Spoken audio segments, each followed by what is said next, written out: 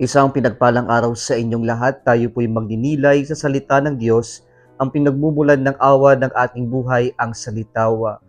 Pumasok na po tayo sa ika-22 linggo ng karaniwang panahon. Mga kapatid, huwag po nating kakalimutang magdasal at magsimba. Maingay po sa ating social media ngayon ang tinatawag ng ating mga SOCMED citizens na Nepo babies o yung mga Disney princesses ng ating bansa. Ito daw po ay mga anak ng mga nasangkot po sa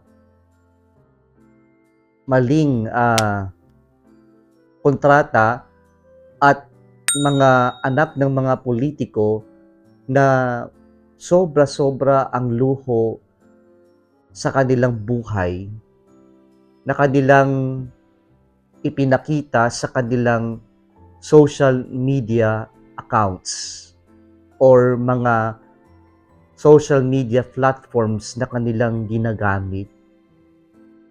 My dear brothers and sisters, there is nothing wrong in celebrating our successes in life. In fact, it is very commendable to celebrate our successes in life. The problem is when our successes in life become an opportunity for us to brag ourselves, to put ourselves into a limelight, to the spotlight, and have that penchant or inclination to become a center of attention of other people. Yan po ay magiging problema. Yan po ay tanda ng pagmamayabang, hindi na para mag-inspire, para makatulong sa ibang tao. Mga kapatid, this Sunday, our readings point us to the value of humility.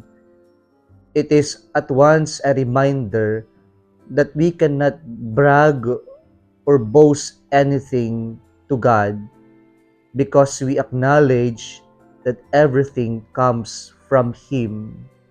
But what is this humility that our Lord is teaching us? Let us try to reflect on the readings this Sunday. Our first reading comes from the book of Sirach or Ecclesiastes. And here, the author teaches us that humility is not just a description.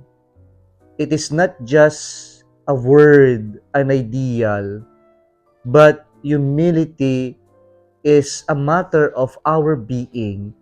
It is a lifestyle. It is an attitude. It is an action. And so, here the author tells us that the more that we have achievements in life, the more that we should be humble. Hindi tayo pwedeng magmayabang bagamat meron tayong mga nakamtan sa buhay. Kung mas mataas ang ating nakamit sa buhay, mas magiging mapagpakumbaba tayo o pagkaroon tayo ng mababang kalooban. And here also, the author tells us that once we are humble, or humble people are lovable persons. When we are humble, more people will love us. More people will uh, direct their attention to us. It is always good to listen to humble people. In our second reading today, it gives us a picture of approaching the Mount Zion. And here, the author of the letter to the Hebrews tells us that we can approach this Zion in Christ or through Jesus Christ. And here, the Mount Zion refers heaven, langit, and the author gives us the image, the example of our Lord Jesus Christ in approaching heaven. And what is the example of Jesus Christ? He humbled himself. He became like us in all things except sin. And so Jesus, despite of being God, took our human form, our humus, our humanity, except sin, so that He can save us. So here, the way to heaven is Jesus Christ, and through Jesus Christ. And when we say the way to heaven is through Jesus Christ, then let us try to take the example of Jesus, who humbled Himself to save us. In our gospel reading this Sunday, we are brought into a wedding banquet. And here, Jesus was invited to a house of a leading Pharisee. And dito, the Pharisees and scribes are observing him. But at the same time, Jesus is also observing them. And he sees how these people are trying to go to the seats of honor.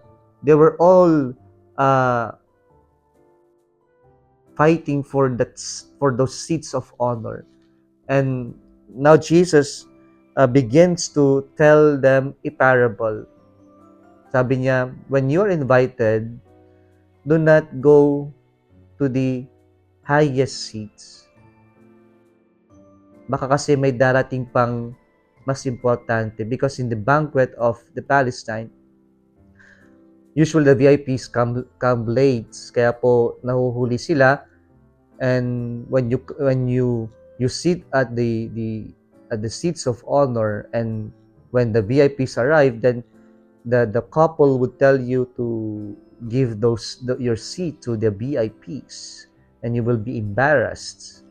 So sabi ng Panginoon, instead go to the lowest seat, and when the couple see you, then they will invite you to the rightful place. It's about humility. And then Jesus tells them, when you host a banquet, do not invite those people who have the capacity to repay you, but instead invite those who are incapable of repaying your kindness, your hospitality. Invite the poor, crippled, the lame, and the blind. And this is teaching us that humility is always coupled with hospitality. And what is hospitality? It is a matter of generosity. And so a humble person is also a generous person, a hospitable person. When we are proud person, we cannot welcome other people. We cannot be generous in giving ourselves to other people. Only humble people can welcome everybody, and only humble people can generously offer himself for others. And so Jesus is teaching us, when we have the virtue of humility, it is necessary that we also become hospitable and generous persons. Mga kapatid, sana po isabuhay natin ang pagkakaroon ng mababang kalooban, sapagkat ito ang itinuro ng Diyos, at ito lamang ang magiging daan natin, ususin natin, para mabuksan ang pintuan ng kalangitan. Kung nagustuhan mo ang video na ito, huwag kalimutang mag-like, i-share at mag-subscribe sa Salitawang Facebook page and YouTube channel. Muli isang pinagpalang araw sa inyong lahat.